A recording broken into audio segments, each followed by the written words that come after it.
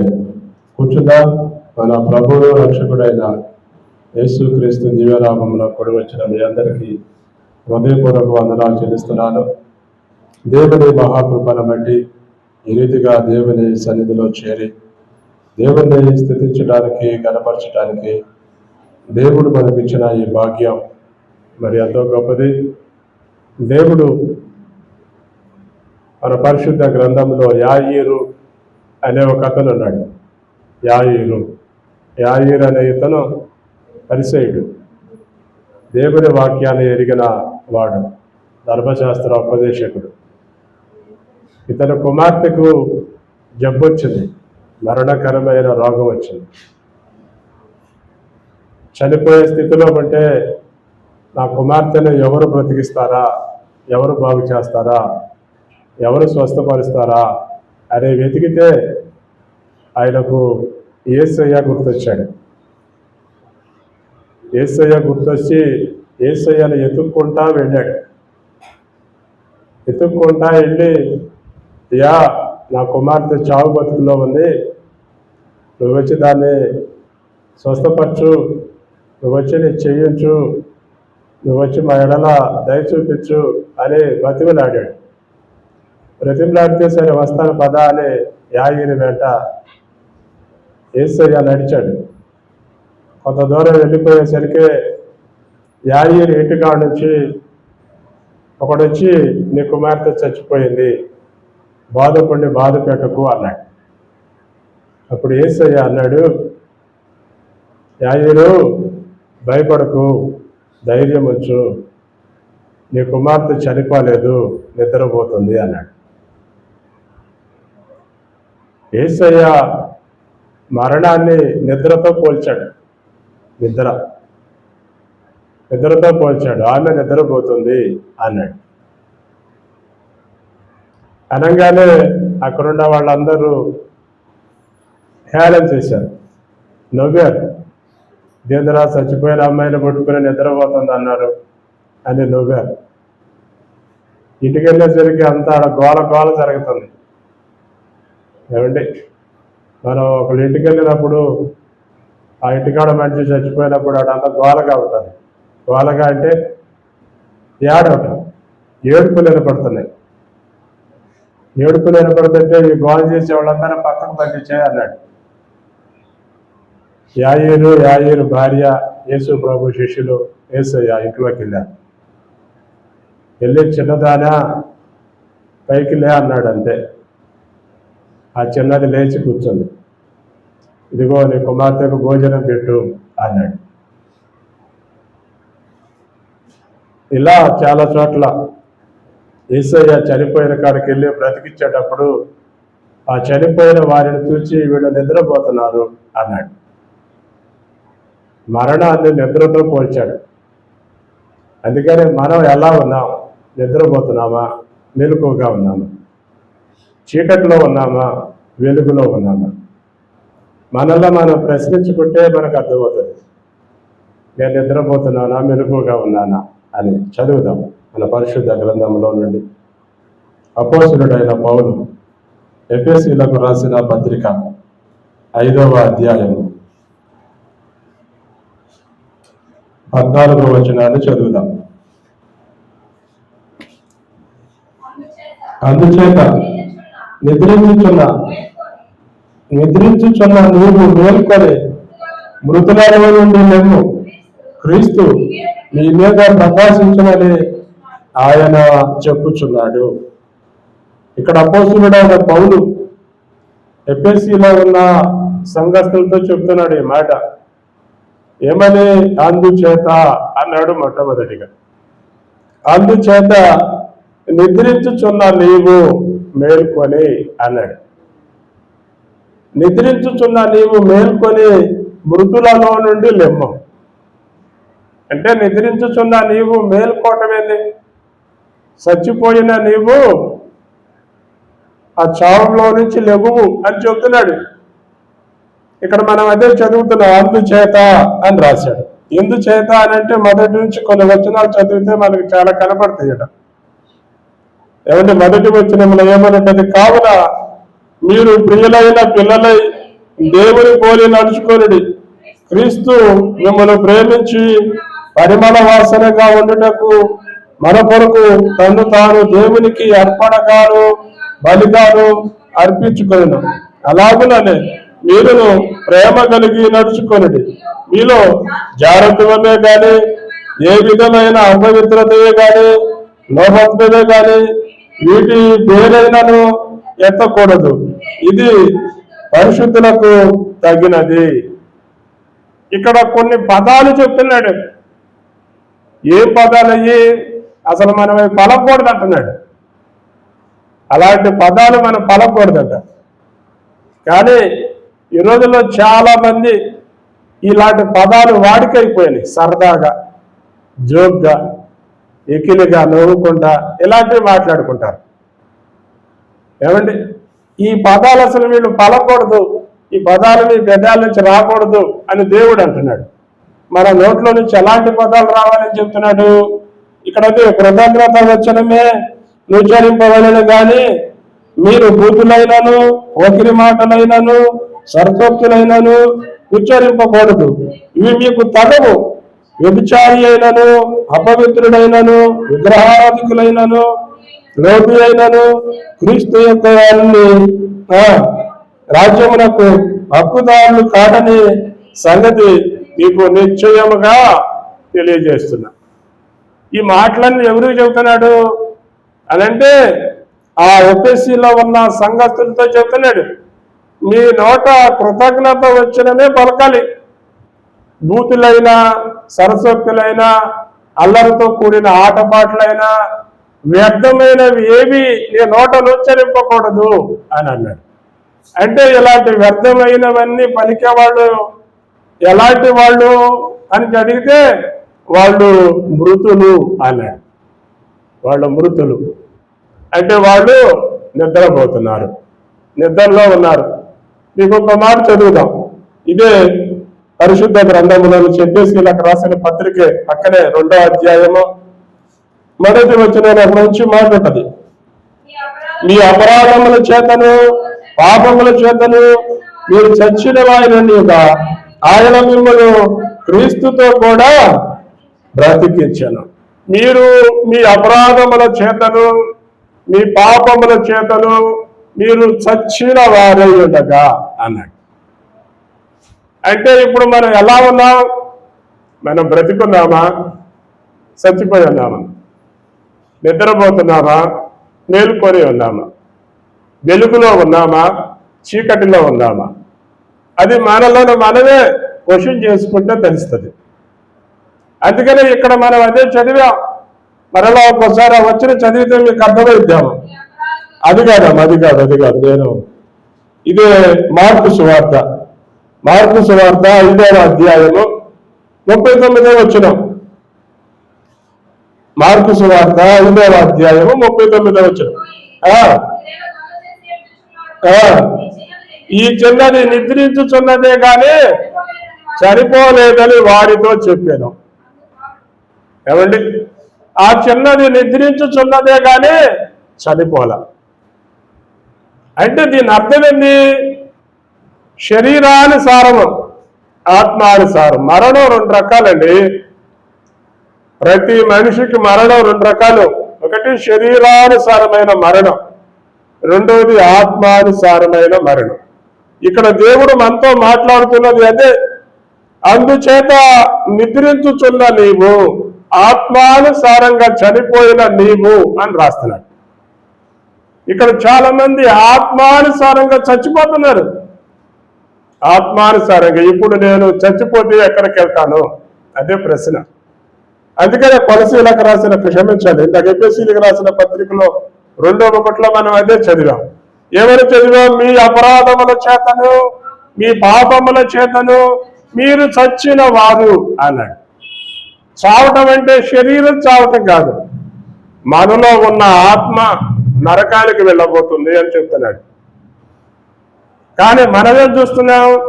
పైన ఉన్న ఈ శరీరాన్ని చూస్తున్నాం. మరణం 2 రకాలు, శరీర మరణం, ఆత్మ మరణం. మనం దేవుని దగ్గరికి ఎందుకు వస్తున్నామంటే ఈ ఆత్మీయ మరణాన్ని తప్పించుకోవటానికి. శరీర మరణం అనేది అందరికి వస్తుంది. ఏమండి? అందరికి వస్తుంది. ఎందుకు వస్తుందంటే ఆదాము చేసిన పాపం ఈ లోకానికి మరణాన్ని తెచ్చింది. ఆ పుట్టినది మొదలుకొని ఏమంటే 969 సంవత్సరాలు బతికారు. అప్పుడే పుట్టిన పిల్లోడు చచ్చిపోయాడు. ఇంకా 969 సంవత్సరాలు బ్రతికిన వాళ్ళు ఉన్నారు. ఇంకా అంతకు మించి బ్రతకల. అంటే దేవుని దృష్టిలో ఏమండి 1000 సంవత్సరాలు ఏమంటే 1000 దినాలు 1000 సంవత్సరాలు ఒక్కరోజు. ఒక్కరోజు కూడా ఎవడు దేవుని దృష్టిలో బ్రతకల. ఎవడు బ్రతకల. ఇంకా మనం ఇప్పుడు ఎన్ని సంవత్సరాలు బతుకుతున్నా? మహా బతికితే ఎవడు 50 సంవత్సరాలు 60 సంవత్సరాలు. నేనంటాను 70 సంవత్సరాల తరం దాటిపోయింది. ఇప్పుడు చాలా మంది 70 సంవత్సరాలు బతికేవాళ్ళు లేరు. ముసలోళ్ళు కనపడతల్లా. తెలుసా మీకు? ముసలోళ్ళు కనపడతల్లా. 70 సంవత్సరాలు 72 సంవత్సరాలు 75 సంవత్సరాల రంగాలు రాలిపోతున్నారు. ఇక ఇప్పుడున్న తరం మందే. ఏమండి? మన తరంలో ఎంతమంది 70 సంవత్సరంలోకి వెళ్తారు? ఎంతమంది వెళ్తారు? చిన్నతనం నుంచి అన్నిటికీ బానిసలు. ఏమండి? ప్రతి దానికి తాగుడికి బానిసలు. ఏమండి? పానపరాకులకి, గొట్కాలకి, మత్తు పదార్థాలకు బానిసలు. దానికి తోడు ఇప్పుడు మనం తినే తిండి సగానికి సగం కల్తీలే. ఏమండి? తాగే పాల కాడి నుంచి తినే అన్నం దాకా కల్తీలే. అన్ని మందులతో పండుతున్నాయి. అన్ని మందులే. ఇంకా మనిషికి ఆయుష్ ఇంకేడ పెరిగింది? మన ఆయుష్ అల్పమైందిగా అయిపోతుంది. మన కళ్ళ ముందే మనం తెలుసుకోవడం అన్ని తెలుసుకోవడం మనం ఏమండి వాటినే కోరుకుంటాం. అందుకని ఇక్కడ మనం చదువుతున్నాం, మీరు అపరాధముల చేత పాపముల చేత చచ్చిన వారై ఉండగా చచ్చిన వాడిని బ్రతికించేవాడే యేసయ్య. మనము చచ్చిపోయిన వాళ్ళం. ఏమండి? మనం చచ్చిపోయి ఉన్నాం. పాపం చేసే ప్రతి వాడు చనిపోయాడు. చావు కింద ఉన్నాడు. చావు అంటే నరకం కింద ఉన్నాడు. ఏమండి? పాపం చేసే ప్రతి వాడు నరకానికే పాత్రుడు. నో డౌట్, అందులో డౌట్ ఏం లేదు. పాపం చేసే ప్రతి ఒక్కడు ఎక్కడికి వెళ్తాడంటే నరకానికే. అందుకని ఆ పాపము నుంచి, ఆ శాపము నుంచి నువ్వు విడిపించబడాలంటే, నువ్వు రక్షించబడాలంటే నువ్వు క్రీస్తుని నీ సొంత రక్షకుడిగా అంగీకరించాలి.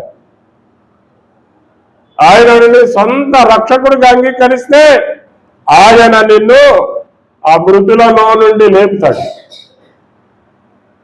మీరు అపరాధముల చేత పాపముల చేత చచ్చిన వారై ఉండగా ఆయన మిమ్మల్ని క్రీస్తుతో కూడా లేపాడు. క్రీస్తు చనిపోయాడు. ఏమండి? సమాధి చేయబడ్డాడు. 3వ దినాన పునరుద్ధారుడై లేచాడు. ఆయన ఎలా చనిపోయి పునరుద్ధారుడై లేచాడో నీవు అలా లేస్తా. అది దేవుడు ఈ లోకంలో ఉన్న ఏమంటే మనుషులందరికి ఇస్తున్న వాగ్దానం ఇదే. మీరు నన్ను నమ్మితే చాలు మీకు పరలోకం అన్నాడు. అందుకని మనం ఎలా ఉన్నావు? నేను చచ్చిన వాడినా బ్రతికిన వాడినా? ఇదే ప్రశ్న. ఏమండి?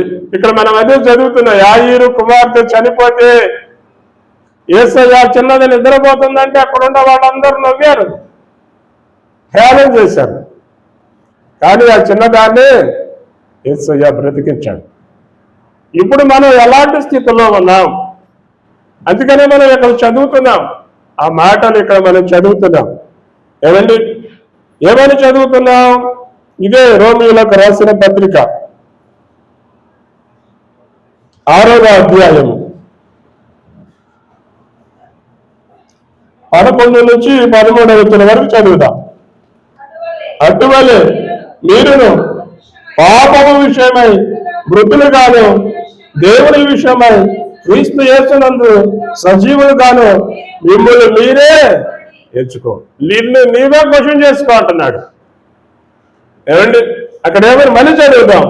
అటువలే మీరును పాపముల విషయమై మృతులుగాను దేవుని విషయమై క్రీస్తు యేసునందు సజీవులను గాను మిమ్ములను మీరే ఎంచుకోండి. నిన్ను నీవే క్వశ్చన్ వేసుకుంటే సరిపోయింది.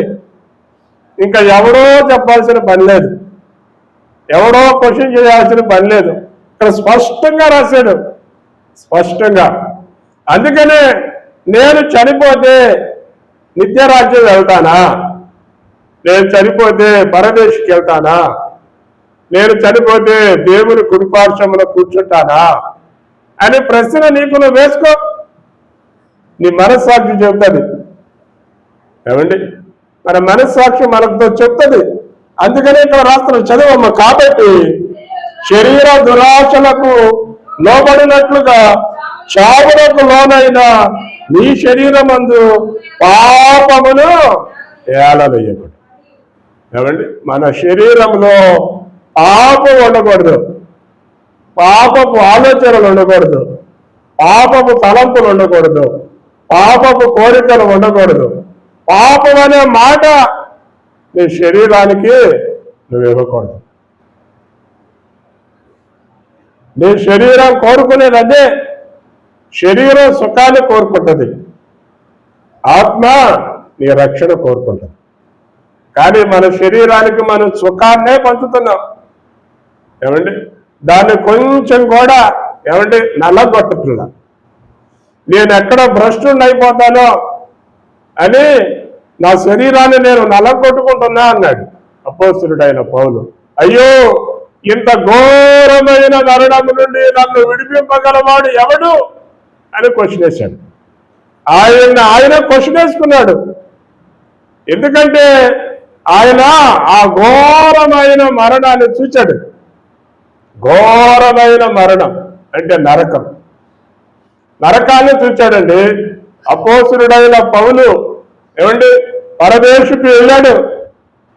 పరదేశుకు వెళ్ళి అక్కడ దేవుణ్ణి చూచాడు. దేవుణ్ణి చూచాడు కనుకనే ఆయన ఎంత మాదిరి ఈ లోకంలో చూపించాడు. ఎలాంటి మాదిరి అన్నాడు తెలుసా? మీరు నన్ను పోలి నడుచుకొని చాలు పరలోకి వెళ్ళిపోతారు. బా, అసలు ఎవరు అనగలరండి ఇలాంటి మాటలు? మనం అంటామా? మన పిల్లల్ని రే మీరు నన్ను పోలి నడుచుకోండి రా అని అంటామా? అసలు అంత ధైర్యం మనకు ఉంటుందా? అపోస్తలుడు ఆయన పౌలు ఏమండి ఈ లోకంలో ఉన్న మనుషులందరితో చెప్పాడు ఈ మాట. బైబిల్ చదివే ప్రతి ఒక్కరితో చెబుతున్నాడు ఈ మాట. వీళ్ళు ఎవరైనా పరలోకి వెళ్ళాలంటే నన్ను పోలి నడుచుకోండి. ఈ లోకంలో ప్రతి మనిషి ఇలా చెప్పగలిగే స్థాయికి రావాలి. ఇలా చెప్పగలిగే స్థాయికి వస్తే ఎవడ నరకానికి వెళ్ళడం? నీ ఇంట్లో ఎవడ నరకానికి వెళ్ళడం? మీరు వాళ్ళని ఏళ్ళ చూసి నడవాల్సిన పని లేదు, నన్ను చూడండి చాలు అని మన ఇంట్లో మనం భరోసా ఇవ్వగలిగితే చాలు. కానీ మనమే మృతులమై ఉన్నాం. ఇంకా వాళ్ళకి ఇంకా మనం ఏం చెప్పగలుగుతాం? అందుకనే మనం ఇక్కడ చదువుతున్నాం. స్పష్టంగా మరలా చదువు. అటువలే మీరును పాపముల విషయమై మృతులు కాదు, దేవుని విషయమై క్రీస్తు యేసునందు సజీవులను గాను మిమ్మల్ని మీరే ఎంచుకోండి. నిన్ను నేను ఎంచుకుంటే చాలు. అందుకనే మన పరిశుద్ధ గ్రంథంలో చాలా మంది వ్యక్తులు వాళ్ళను మారారు. ఇదే మన పరిశుద్ధ గ్రంథంలో సమరయ స్త్రీకి ఎంతమంది భర్తలు? 5 భర్తలు ఉన్నారు. 5 భర్తలు ఉన్నారండి. 5 భర్తలు ఉన్న ఆమె మధ్యాహ్నం వేళ బావి కాడకు వచ్చి నీళ్లు పట్టుకోటంటే యేసయ్య ఆమె కోసమే ఆ బావి కాడకి వెళ్ళాడు. ఆ వచ్చేసరికి బావి కాడ కూర్చొని ఉన్నాడు యేసయ్య. ఆ స్త్రీ వచ్చింది, ఆ బావిలో నుంచి నీళ్లు చేదుకుంటుంది. ఆమెను అడిగాడు, అమ్మా నాకు కూర్చొని మంచినీళ్ళు దాహం వేస్తుంది అన్నాడు. యూదుడివైనా నీవు సమరయ స్త్రీరాన్న నన్ను మంచిని ఎలా అడుగుతున్నావు అంది. అక్కడ చాలా సంభాషణ ఉంది. చాలా సంభాషణ జరిగినాక ఆయన నేనిచ్చే నీళ్లు తాగితే నీవు దప్పికొనవు అన్నాడు. అంతే. అయ్యా ఆ నీళ్లు నాకు ఇవ్వు, పొద్దుకి నేను ఇన్ని కిలోమీటర్లు నడిచి అక్కడికి రాకుండా ఉండడానికి ఆ నీళ్ళు ఇవ్వండి, నేను ఆ నీళ్ళు ఇస్తాను, కానీ వెళ్ళి నీ పెనిమిటిని తీసుకురా అన్నాడు. ఏమండి, నువ్వు వెళ్ళి నీ భర్తను తీసుకుని రా అన్నాడు. అయ్యా నాకు భర్త లేడు అంది. ఇదేందో నీకు 5 పెనిమిట్లు ఉండారుగా అన్నాడు. నిజమే అంది. నిజమే అంది. మెస్సయ్య వస్తాడని మా ప్రభువులు చెప్తున్నారయ్యా, నువ్వు మెస్సయ్యవే అని అంది. అంతే. ఆయన క్రీస్తు అని ఆమె నమ్మింది, ఆయన దేవుడు అని ఆయన నమ్మింది.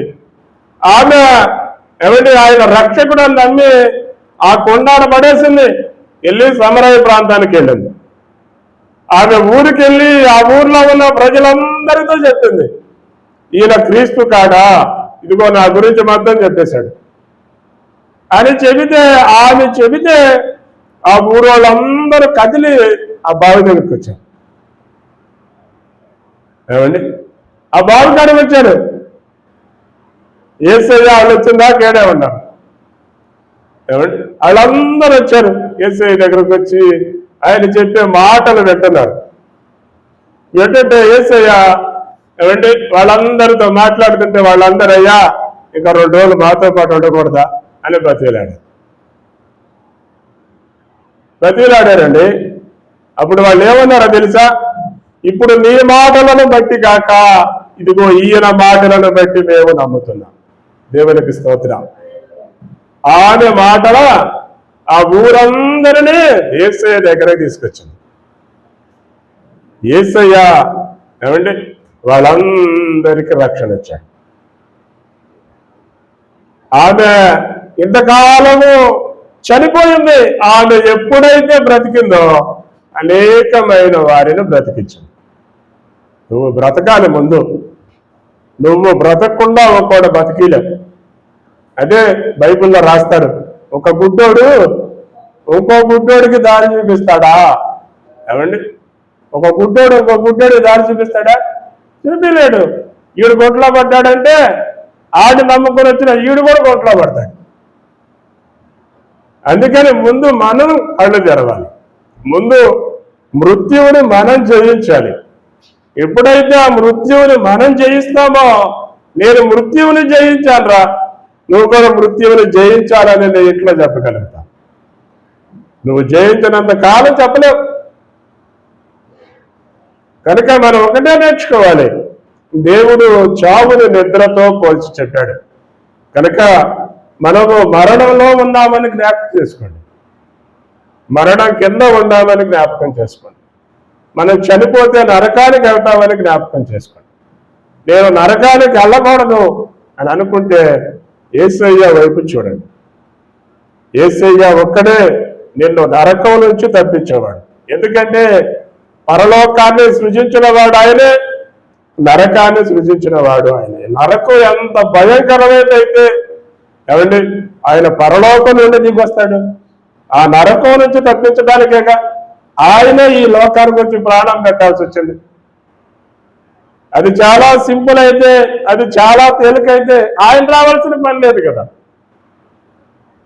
అందుకని ఆ నరకం నుంచి మనం కూడా తప్పించబడాలి, మనం రక్షించబడాలి, మన కుటుంబం కూడా రక్షించబడాలని మనం కోరుకుని మనం కూడా ఆ మరణాన్ని జయించే వారిగా ఉందాం. చిన్న ప్రార్థన చేద్దాం. ఈ రాత్రి కాల సమయమున దేవుని సన్నిధిలో ఉన్న మనం ఒక చిన్న ప్రార్థన చేద్దాం. నిద్రించుచున్న నీవు మేల్కొని మృతులలో నుండి లేము, క్రీస్తు నీ మీద ప్రకాశించుచున్నాడు. నిద్రించుచున్న నీవు మొట్టమొదటిగా మేల్కో.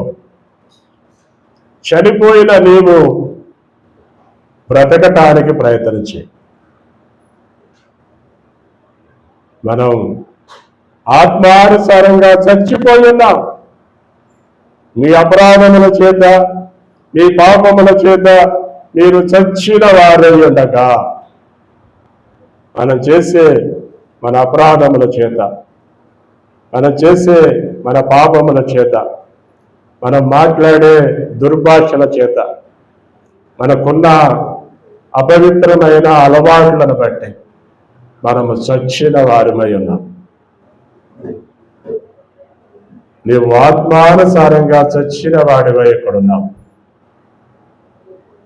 నువ్వు ఆత్మానుసారంగా బ్రతకాలని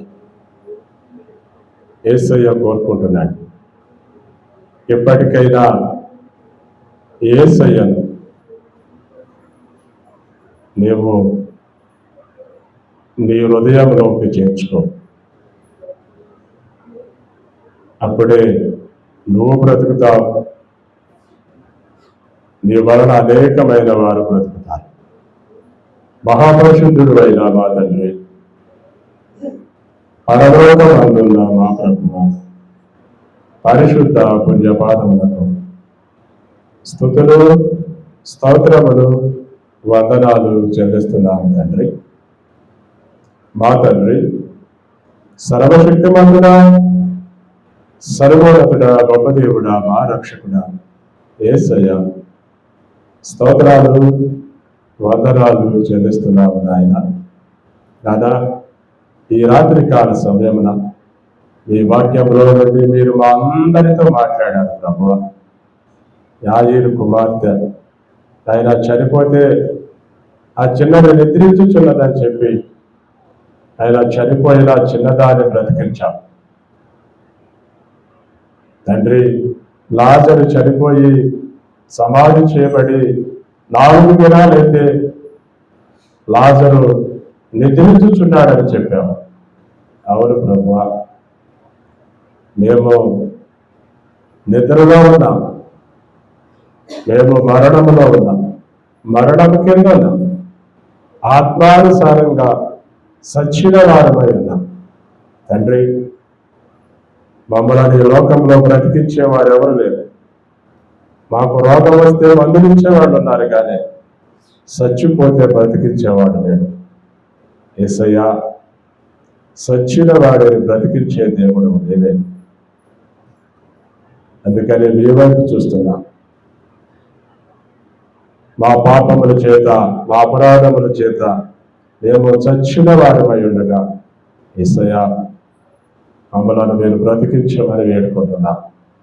మా కొరకే ఈ లోకానికి వచ్చి, మా కొరకే ఈ లోకంలో నాయన 33 సంవత్సరాలు జీవించి మా మీద ఉన్న పాప భారాన్నంతటిని మీ భుజాల మీద వేసుకుని మోసి మీరు ప్రాణం పెట్టి తండ్రి సమాధి చేయబడి పునరుద్ధానుడై లేచారు ప్రభు. ఆ పునరుద్ధానపు శక్తిని మీరు మాకందరికీ అనుగ్రహించమని వేడుకుంటున్నాను ప్రభు. మేమంతా నాయన ఆ నిత్య రాజ్యానికి వారసులు అవునాక మాతో పాటు మా కుటుంబం కూడా ఆ నిత్య రాజ్యానికి మేము నడిపించేవారిగా సమరయశ్రీ అలాగూ సమరయ ప్రాంతానికి నాయన సువార్తను తెచ్చి అనేకమైన వారికి రక్షణ కలిగి చేయగలిగింది. మేము కూడా తండ్రి రక్షించబడి ఎదిగించబడి అనేకమైన వారు ఆయన నిత్య రాజ్యానికి నడిపించేవారిగా మా వంతు మేము పరిచయనట్లు మాకందరికీ సహాయం చేయండి. ఈ రాత్రి కాల సమయమున కూడి వచ్చిన ప్రతి ఒక్కరిని దర్శించండి. బలహీనులైన బిడలను బలపరచండి, అనారోగ్యాలతో ఉన్న బిడలను స్వస్థపరచండి. ఈ సన్నిధి ఈ సమాధానంతో ప్రతి ఒక్కరిని వేరుంటే పేరు పేరును ఆశీర్వదించి మహిమ సర్వశక్తిమంతుడు, సర్వోన్నతుడు, గొప్ప దేవుడు, మా రక్షకుడు యేసు క్రీస్తు నామమున అడుగుచున్నాము తండ్రి, ఆమేన్. ఇప్పుడున్న తండ్రి అయిన దేవుడి దయ, ఆయన కుమారుడైన యేసు క్రీస్తు యొక్క కృపై, పరిశుద్ధాత్ముని అన్యోన్య సహవాసం, సమాధానము, సంపూర్ణ దీవెన ఇప్పుడును ఉన్నప్పుడును దేవుని మహాకృప మనకును మన కుటుంబాలకు సకల పరిశుద్ధులకు సదాకాలం తోడయ్యుండి నడిపించి దీవించి ఆశీర్వదించి వర్ధన చేయునుగాక. ఆమేన్, ఆమేన్, ఆమేన్. మీ అందరికీ వందనాలు.